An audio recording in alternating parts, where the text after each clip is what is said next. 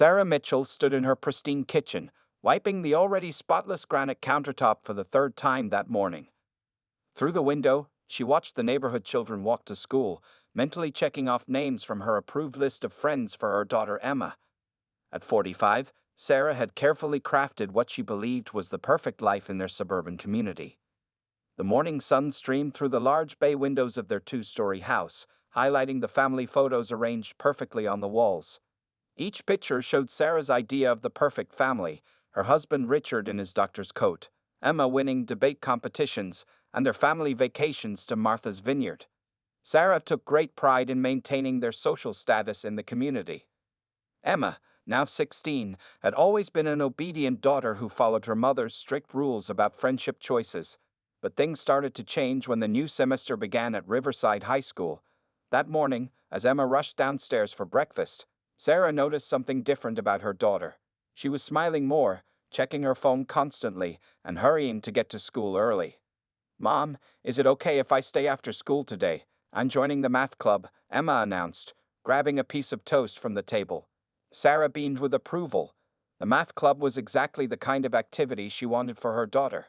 "Of course, sweetheart. Who else is in the club?" Emma's eyes lit up. "Well, there's this new girl, Gabrielle Washington. She's amazing at calculus and offered to help me improve my grades. She just moved here from Boston, and her father is a doctor too." Emma spoke quickly, excitement evident in her voice. Sarah's smile froze slightly. "Washington?" she asked, trying to keep her voice neutral. "I don't think I know any Washingtons in our social circle." She watched Emma carefully, noting how her daughter's enthusiasm didn't dim. "Oh, Mom, you should meet her. She's so smart and funny. She's been helping everyone in class understand the difficult problems. Even Mr. Peterson says she might be the best math student he's had in years," Emma continued, unaware of her mother's growing discomfort. Later that day, Sarah attended her weekly lunch with other mothers from their community. As they sat in their usual corner table at the country club, sipping overpriced salads and trading neighborhood gossip, Sarah brought up the new family. "Has anyone heard about the Washingtons?" Sarah asked casually, stirring her iced tea. The other mothers exchanged glances. "I heard they bought the Henderson house on Maple Drive," Patricia Collins replied, lowering her voice.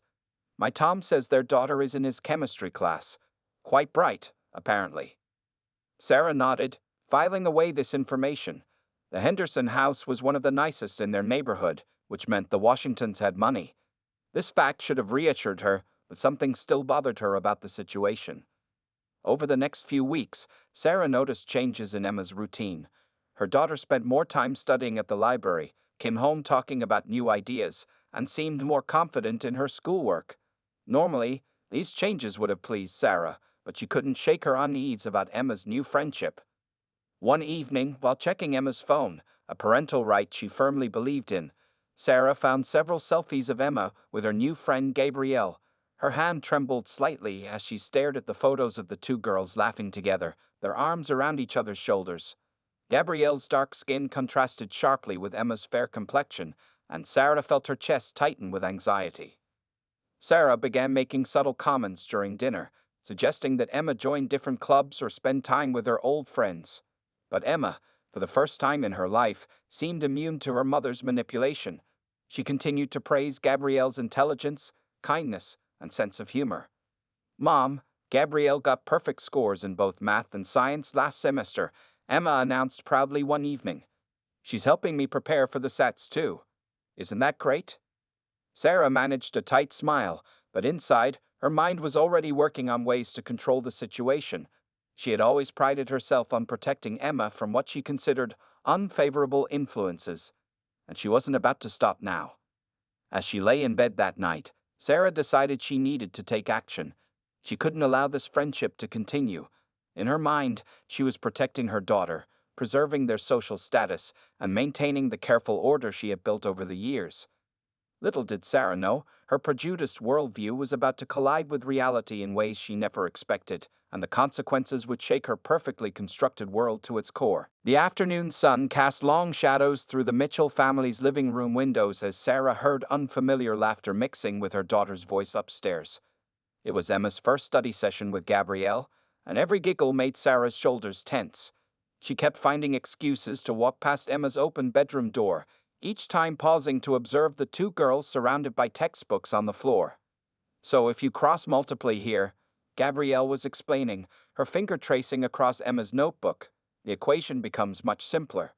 Her voice was soft but confident, and Sarah couldn't help but notice how Emma leaned forward, completely absorbed in the lesson. Sarah lingered in the hallway, pretending to fold laundry while watching the scene unfold. Emma had never shown such interest in mathematics before, but here she was, nodding enthusiastically as Gabrielle explained complex calculus problems. The sight should have pleased her. After all, Emma's grades had improved significantly in the past few weeks. "That's brilliant," Emma exclaimed, quickly solving a problem she had struggled with earlier. "Mom, can you believe it? I finally understand derivatives." Emma looked up, catching her mother hovering in the doorway. Sarah forced a smile, clutching the laundry basket tighter. "That's nice, dear," Sarah replied, her eyes darting between the girls. She noticed how comfortable they seemed together. Too comfortable, in her opinion. Their shoulders touched as they bent over the textbook, and they shared colored highlighters with easy familiarity. The study session continued, and Sarah kept finding reasons to pass by. She heard them discussing more than just mathematics. They talked about college dreams, favorite books, and future careers. Each shared interest they discovered made Sarah more uneasy. "My dad always says that medicine is about helping people, not just making money," Gabrielle was saying. "That's why he chose to work at County General instead of private practice." Sarah's ears perked up at this information. County General was where her husband worked, but surely she would have heard if a new doctor had joined. She made a mental note to ask Richard about it later. The afternoon wore on, and the smell of dinner cooking began to fill the house. Sarah had deliberately planned a family favorite, her special rosemary chicken, hoping it would give her an excuse to end the study session early.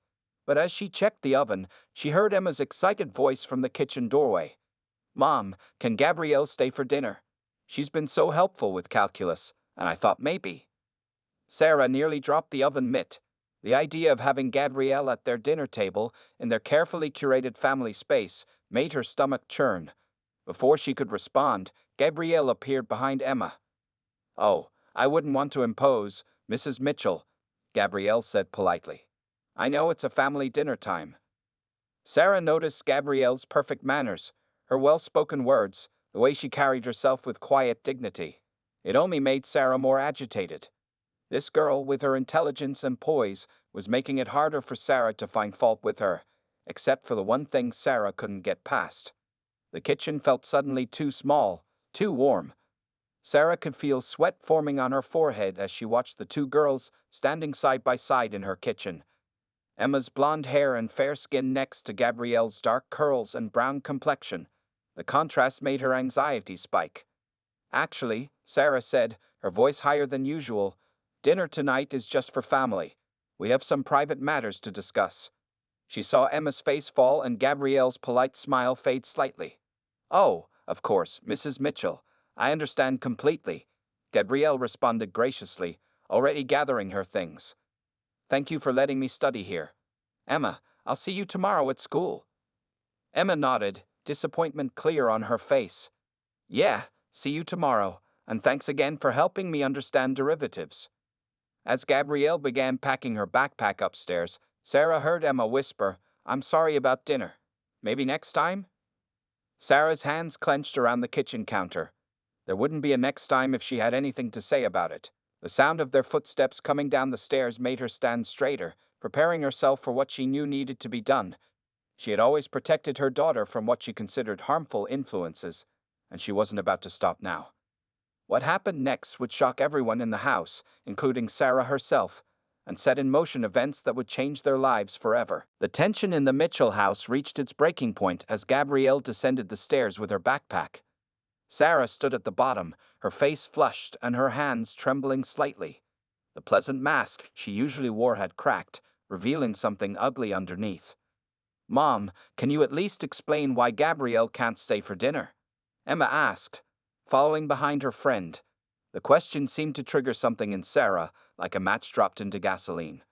"I've had enough," Sarah suddenly exploded, her voice echoing through the foyer.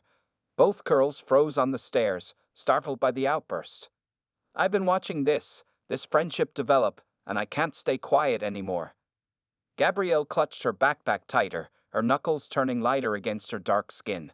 She had seen that look before, the way Sarah's eyes wouldn't quite meet hers, how her lip curled slightly when she glanced in her direction. She knew what was coming. Mrs. Mitchell, maybe I should go, Gabrielle said quietly, trying to step around Sarah at the bottom of the stairs, but Sarah moved to block her path. Yes, you should go. Sarah's voice was sharp enough to cut glass. And you shouldn't come back. I don't know what made you think you could come into my house, get close to my daughter, but this ends now. Emma's face drained of color. Mom, stop it. What are you doing? What am I doing? I'm protecting you, Emma. Sarah's voice grew louder with each word. I've worked too hard to maintain our family's position in this community to let you throw it all away on this friendship. Gabrielle took another step down, her voice steady despite the situation. Mrs. Mitchell, I understand you're upset, but I think we should talk about this calmly. The suggestion of calm from Gabrielle seemed to push Sarah over the edge. In a movement that shocked everyone, including herself, Sarah's hand shot out and struck Gabrielle across the face. The sound of the slap echoed through the silent house like a gunshot. Mom, Emma screamed, rushing to Gabrielle's side. A red mark was already forming on Gabrielle's cheek. But Sarah wasn't finished. She grabbed Gabrielle's arm roughly, yanking her toward the front door. Get out of my house, she screamed, her face contorted with rage. Don't you ever come near my daughter again. Tears streamed down Emma's face as she tried to intervene. Stop it, you're hurting her. Gabrielle stumbled as Sarah shoved her toward the door, her backpack falling and spilling books across the floor. Still, she maintained her composure, even as tears welled in her eyes. I said get out. Sarah yanked open the front door and literally pushed Gabrielle onto the porch. Several neighbors, attracted by the shouting, watched in horror from their yards. Gabrielle steadied herself against the porch railing, one hand touching her reddened cheek. She looked back at Emma, who stood frozen in the doorway, then at Sarah, whose chest heaved with angry breaths. I'm sorry you feel this way, Mrs. Mitchell, Gabrielle said, her voice trembling but dignified. But your actions say more about you than they ever could about me. Sarah slammed the door in response, the sound reverberating through the neighborhood like a thunderclap. Inside, Emma collapsed against the wall, sobbing. How could you? How could you do that to her? She's my friend. She is not your friend. Sarah shouted, her hands shaking. I won't have that girl in my house. I won't have her kind. Her kind? Emma's voice cracked with disbelief. Listen to yourself, Mom. You're being racist. It's 2024, and you just assaulted my friend because of her skin color. Sarah's face flushed deeper. Go to your room. We're done discussing this. No, we're not done. Emma screamed back, pulling out her phone. Dad needs to know about this. Everyone needs to know what you just did. As Emma ran upstairs, her sobs echoing through the house, Sarah stood in the foyer, surrounded by Gabrielle's scattered books. Her hand, the one that had struck Gabrielle, began to throb. Outside, she could hear neighbors talking, their voices filled with shock and disgust. The perfect life Sarah had tried so hard to maintain was crumbling around her, and she had no one to blame but herself. Little did she know, the worst was yet to come. Tomorrow, she would learn exactly who Gabrielle Washington was, and the true cost of her actions would become devastatingly clear. The morning after the incident arrived with a series of rapid blows to Sarah's carefully constructed world. She sat at her kitchen table, hands wrapped around an untouched cup of coffee, when her husband Richard burst through the front door. His face was ashen, and his hospital badge was crooked on his white coat. Do you have any idea what you've done? Richard's voice shook with barely controlled anger. He'd left for his early morning shift before Sarah could tell him about yesterday's events, but clearly, the news had reached him. Sarah straightened in her chair, still believing she could somehow justify her actions. Richard, I was protecting our daughter. Protecting her? Richard slammed his briefcase down on the table, making Sarah jump. The girl you assaulted and threw out of our house? That was Dr. James Washington's daughter. The name didn't register immediately in Sarah's mind. Who? Dr. James Washington. Richard's voice rose with each word. the new chief of surgery at County General, the same man who chairs the hospital board that's supposed to vote on my promotion next week. The color drained from Sarah's face as the implications slowly sank in. She remembered hearing about the prestigious new chief of surgery, how everyone at the hospital talked about his brilliant career and impressive background. She just hadn't made the connection until now. But I didn't know, Sarah whispered, her coffee cup trembling in her hands. Oh, it gets better, Richard continued, pacing the kitchen floor. Dr. Washington isn't just any chief of surgery. He's one of the most respected cardiac surgeons in the country. Harvard Medical School graduate, pioneered 3 new surgical procedures, and turned down offers from Mayo Clinic and Johns Hopkins to come here. Sarah felt the room spinning. Richard, and his daughter, Richard cut her off. The one you struck? She's a straight-A student who volunteers at the Children's Hospital every weekend. She tutors kids in math for free. She's already been accepted to Princeton on a full academic scholarship. Each new piece of information felt like another nail in Sarah's coffin of shame. Through the window, she could see neighbors quickly turning away when they caught her eye, hurrying past their house as if her actions had made it contaminated. Her phone buzzed again, the 15th time that morning. The incident had spread through their community's social media like wildfire. Someone had recorded the end of her outburst from across the street, capturing the moment she pushed Gabrielle onto the porch. The video was everywhere now. The hospital board meeting is in an hour, Richard said, straightening his tie with shaking hands. Dr. Washington will be there, leading the discussion about my promotion to department head, a promotion we've been working toward for 5 years. Sarah's voice was barely audible. Can't you explain that I didn't know who she was? Richard stared at his wife in disbelief. Would that make it better?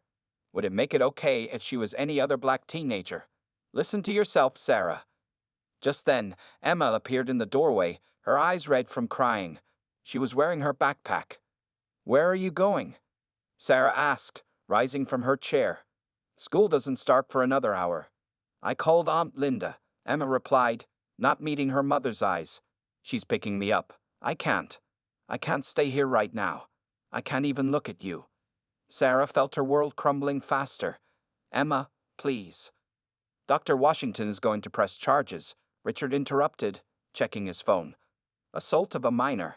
Our lawyer called this morning, and the school board is meeting to discuss Emma's transfer request to live with my sister and finish the semester there. Sarah sank back into her chair, the magnitude of her actions finally hitting her full force. In less than 24 hours, she had potentially destroyed her husband's career, lost her daughter's trust, and faced criminal charges, all because of her prejudice. Through the window, she saw Linda's car pull up. Emma walked out without saying goodbye. As the door closed behind her daughter, Sarah's phone buzzed again. This time it was a message from the country club. Her membership had been suspended pending review. Richard picked up his briefcase, preparing to leave for the board meeting. At the door, he turned back to look at his wife, his face a mixture of anger and sadness. You know what the worst part is? He said quietly. Dr. Washington is the only person who might have been able to save your mother's heart condition next month, but I doubt he'll want to operate on her now. The door closed behind him, leaving Sarah alone in her kitchen, surrounded by the ruins of everything she had worked so hard to build. The news of Sarah Mitchell's actions spread through their suburban community like a wildfire in dry grass. By midday, her phone had stopped ringing, not because people had stopped talking about her, but because no one wanted to talk to her anymore. Sarah sat in her living room, watching through the window as Mrs. Henderson from across the street quickly ushered her children to the other side of the road when they walked past the Mitchell house. These were the same children who used to come over for Emma's birthday parties every year. Her social media accounts were flooded with angry messages. The video of her assaulting Gabrielle had gone viral, shared thousands of times with headlines like Racist Mother Attacks Brilliant Student and Doctor's Daughter Assaulted in Shocking Racist Incident. The local news vans parked outside her house didn't help either. The doorbell rang, making Sarah jump. It was Patricia Collins, her closest friend for the past decade and president of the Community Women's Association. Sarah opened the door with relief. Finally, someone who might understand. Patricia, thank goodness you're here. I've been trying to. Save it, Sarah. Patricia cut her off coldly. I'm here officially. The Women's Association board met this morning. We're revoking your membership and chairmanship of the Christmas charity gala. Sarah's hand gripped the doorframe. But I've run the gala for 8 years. And now you never will again, Patricia replied, handing her an official letter. We can't have someone who assaults teenagers representing our organization, especially not when that teenager is Dr. Washington's daughter, the same doctor who saved my husband's life last week during emergency surgery. The door closed in Sarah's face, leaving her staring at the letter in her trembling hands. She walked back to the living room, where her phone buzzed with a text from Richard. Board meeting over. My promotion was denied. Don't wait up tonight. The afternoon mail brought more bad news. The country club had officially terminated her membership. The private tennis lessons she taught there, her only independent source of income, were cancelled. Her students' parents had all withdrawn. Sarah's mother called next, her voice weak from her heart condition. How could you do this, Sarah? Dr. Washington was supposed to perform my surgery next month. Now his office called to refer me to another surgeon, one who doesn't have nearly his success rate. Mom, I'm sorry, Sarah whispered, but the line had already gone dead. Later that afternoon, Sarah drove to the grocery store, desperate to escape the suffocating silence of her emptied house.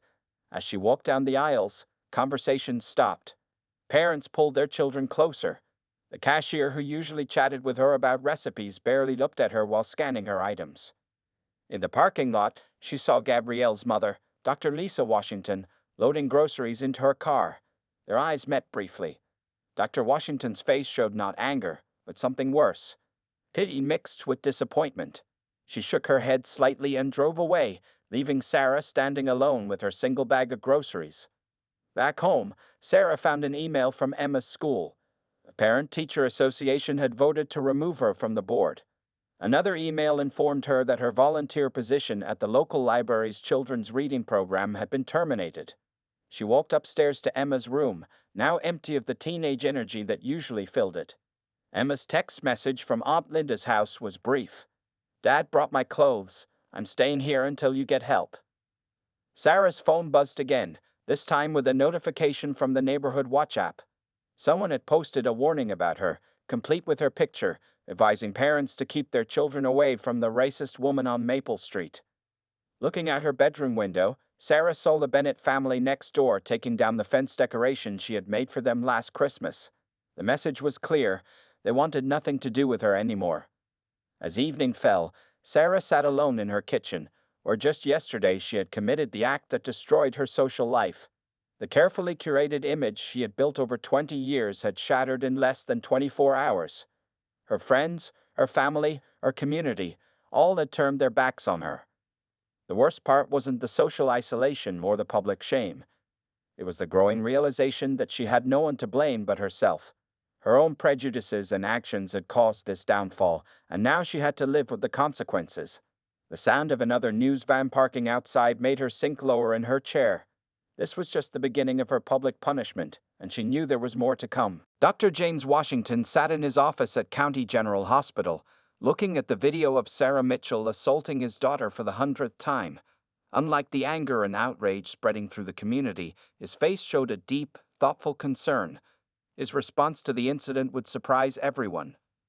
"Dad, you don't have to do this," Gabrielle said, sitting across from his desk. The mark on her cheek had faded, but the emotional impact remained. "Nobody would blame you for pressing charges." Dr. Washington removed his glasses and cleaned them carefully, a habit he had when making important decisions. "Sometimes, sweetheart, the best response to hate isn't more hate, it's education." That evening, the local community center was packed. Dr. Washington had called an emergency town hall meeting, but not for the reason everyone expected. The crowd whispered and pointed as Sarah Mitchell's husband Richard sat in the back row, looking tired and alone. Dr. Washington stepped up to the podium, his tall figure commanding immediate respect. The room fell silent. "Many of you came here expecting me to condemn Sarah Mitchell," he began, his deep voice filling the room. "You're waiting to hear me demand justice for my daughter. But that's not why I called this meeting." He clicked a remote, and images appeared on the screen behind him. They showed newspaper clippings from the 1960s civil rights movement, modern statistics about racial bias in healthcare, and finally, a picture of Gabrielle tutoring kids at the children's hospital. What happened to my daughter isn't just about one woman's actions, he continued. It's about a deeper problem that exists in our community, one we often pretend isn't there. Instead of focusing on punishment, let's focus on change. The audience shifted uncomfortably as Dr. Washington shared statistics about racial disparities in their own community, healthcare access, education, and housing. He showed how unconscious bias affected everything from job interviews to medical treatment. I've seen patients refuse my care because of my skin color, he revealed. But I treated them anyway, because that's what doctors do. We heal. And right now, our community needs healing. Rather than filing criminal charges, Dr. Washington announced the creation of a new community program. The Bridge Building Initiative would offer education about racial bias, create mentorship opportunities, and establish dialogue between different community groups. My daughter Gabrielle, he gestured to where she sat in the front row, has agreed to share her story as part of this program, not to shame Mrs. Mitchell, but to help others understand the impact of their prejudices. The room buzzed with surprise conversations. This wasn't the revenge they had expected. Instead, it was something more powerful, an opportunity for real change. For those wondering about my personal response, Dr. Washington continued, I will continue to serve all patients at County General, including Mrs. Mitchell's mother, whose heart surgery I will perform as scheduled. Gasps filled the room. Even Richard Mitchell looked up in shock. Because that's what healing looks like, Dr. Washington explained. It looks like choosing to be better than the bias directed at you. It looks like turning pain into progress. He announced that the hospital would partner with local schools for a new diversity program. Gabrielle would help develop a peer tutoring system that paired students from different backgrounds. The community center would host monthly dinners where families could share their cultures and stories. Mrs. Mitchell's actions showed us where we failed as a community, he said. But our response will show who we truly are. As the meeting ended, people lined up to sign up for the new initiatives. Richard Mitchell approached Dr. Washington with tears in his eyes. Thank you, he whispered. You didn't have to do this. No, I didn't, Dr. Washington agreed. But sometimes the hardest response is the right one. Your wife needs help, Mr. Mitchell, not hatred. And your community needs healing, not division. Outside the community center, local news crews waited to interview Dr. Washington. They wanted to know why he chose education over prosecution, healing over punishment. His response was simple. Because hate can't drive out hate, only light can do that. And today, we're choosing to light a candle rather than curse the darkness. As people left the meeting, there was a new energy in the air. Dr. Washington had turned a moment of racism into an opportunity for community growth. He had shown that true leadership isn't about punishment, it's about transformation. And somewhere in her empty house, Sarah Mitchell would soon learn about the grace shown by the man she had wronged, and it would shake her prejudices to their core. Sarah Mitchell sat alone in her therapist's office, the weight of her actions heavy on her shoulders. It had been 6 weeks since the incident, and Dr. Karen Lewis was the only person besides her lawyer who would speak to her professionally. Tell me about what you felt when you saw Dr. Washington's response on the news, Dr. Lewis asked, her pen poised over her notepad. Sarah twisted the tissue in her hands, her voice barely above a whisper. I felt shame. Deep shame. He had every right to destroy me legally, socially, and professionally. Instead, he chose to help not just me, but the whole community. The television in the waiting room had been playing news coverage of Dr. Washington's latest community initiative. The bridge building programs were showing remarkable success, with hundreds of local residents participating in workshops and discussions about racial bias. When did you first recognize your prejudices? Dr. Lewis pressed gently. Sarah's mind wandered back to her childhood in a small, predominantly white town. I never thought I was racist, she admitted. I told myself I was protecting Emma, maintaining our social status. But now I see, I was just passing down the same prejudices my parents taught me. Their sessions have become more intense since Sarah started attending Dr. Washington's community workshops. At first, she had gone because her lawyer suggested it would look good for her case. But something unexpected happened during those meetings. Yesterday, Sarah continued, her voice stronger. I listened to a black mother talk about having to teach her children how to act around police, how to seem non-threatening in stores, how to expect people like me to treat them differently. Tears rolled down her face.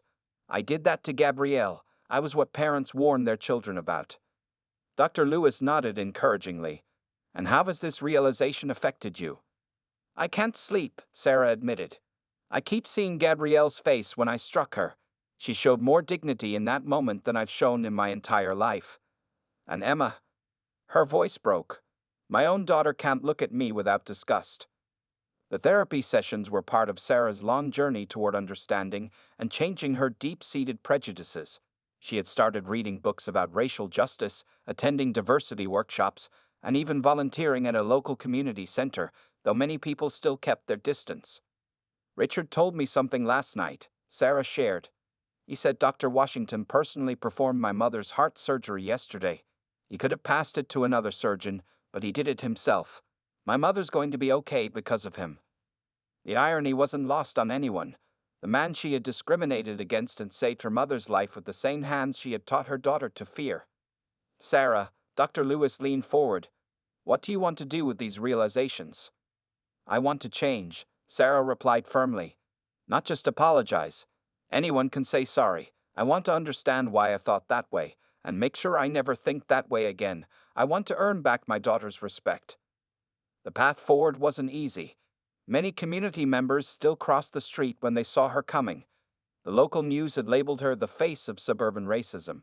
But slowly, through consistent therapy and genuine efforts to educate herself, Sarah began to understand the depth of her prejudices and the work needed to overcome them. She started attending every session of Dr. Washington's community program, sitting quietly in the back, listening and learning. She read books about racial justice, watched documentaries about civil rights, and most importantly, she began to recognize and challenge her own biased thoughts. You know, Sarah said near the end of their session, last week I caught myself having those old thoughts, judging someone based on their skin color. But this time, I stopped myself. I recognized it. That's progress, right? Dr. Lewis smiled gently. Recognition is the first step. But remember, this isn't about making yourself feel better. It's about genuine change. As Sarah left the office that evening, she passed a mirror in the hallway. The woman who looked back at her was different from the one who had struck Gabrielle months ago. She was humbled, learning, and slowly changing. Her phone buzzed, a text from Emma. Dad says you're still going to therapy. Keep trying, Mom. That's all I ask. It wasn't forgiveness, not yet, but it was a start. Sarah walked to her car, carrying with her the weight of her past actions and the hope of future change. The journey ahead was long, but for the first time, she was walking it with open eyes and an open heart. The community center auditorium was packed for the monthly bridge building meeting. 6 months had passed since the incident that changed everything. Sarah Mitchell stood at the podium, her hands trembling as she faced the crowd. This would be her first public speech since that terrible day. I stand before you today not to make excuses, Sarah began, her voice shaky but determined. I'm here to take full responsibility for my actions and share what I've learned about confronting one's own prejudices. In the front row sat Dr. Washington and Gabrielle, their presence both supportive and challenging. Emma sat beside them, the first time she had attended any public event with her mother since the incident. Richard stood at the back of the room, watching his wife with cautious hope. 6 months ago, I was the woman who assaulted a teenage girl because of the color of her skin, Sarah continued. I was the woman who made headlines for all the wrong reasons. But more importantly, I was the woman who had to face the ugliness inside herself. She described her journey through therapy, the painful process of confronting her deep-seated prejudices, and the harder work of actually changing them. She spoke about the books she'd read, the workshops she'd attended, and the conversations that had opened her eyes. The hardest part wasn't losing my social status or facing public shame, Sarah admitted. It was realizing that I had passed my prejudices on to my daughter, or at least I had tried to. Thank goodness she was stronger and wiser than I was. Emma wiped tears from her eyes as her mother spoke. They had started having dinner together once a week, slowly rebuilding their relationship. Each conversation was still careful, measured, but it was progress. Dr. Washington didn't just save my mother's life through surgery, Sarah said, looking directly at him. He saved my soul by showing me what true grace looks like. When he could have pressed charges, he chose education. When he could have sought revenge, he chose community healing. Sarah then announced her commitment to work with local schools, sharing her story as a cautionary tale and helping other parents recognize and address their own biases. She had already started a support group for people working to overcome their prejudices. "I don't deserve forgiveness," she stated clearly. "What I did was wrong, period. But I can dedicate my life to making sure others don't make the same mistakes I did." After the speech, people approached her, not with the usual scorn, but with thoughtful questions and careful conversation. Some shared their own stories of confronting prejudices. Others still kept their distance, and Sarah understood that trust had to be earned. Gabrielle approached her last, Emma by her side. The two girls had maintained their friendship despite everything, meeting at Emma's aunt's house for study sessions. "Mrs. Mitchell," Gabrielle said softly, "thank you for your honesty today." Sarah met her eyes, seeing not the target of her previous hatred, but a brilliant young woman who had shown incredible strength. "Gabrielle, I will spend the rest of my life trying to be worthy of standing in the same room as you." Dr. Washington joined them, extending his hand to Sarah. "This is what healing looks like," he said as they shook hands. "Not forgetting, not excusing, but growing and changing." That evening, Emma came home for dinner for the first time in 6 months. They sat at the kitchen table, the same place where everything had fallen apart half a year ago. "I'm proud of you, Mom," Emma said quietly. "Not for what you did back then, but for who you're trying to become now." Sarah reached for her daughter's hand, grateful when Emma didn't pull away. "I'm proud of you too, sweetheart. You saw the truth long before I did." As they ate dinner, Sarah glanced out the window.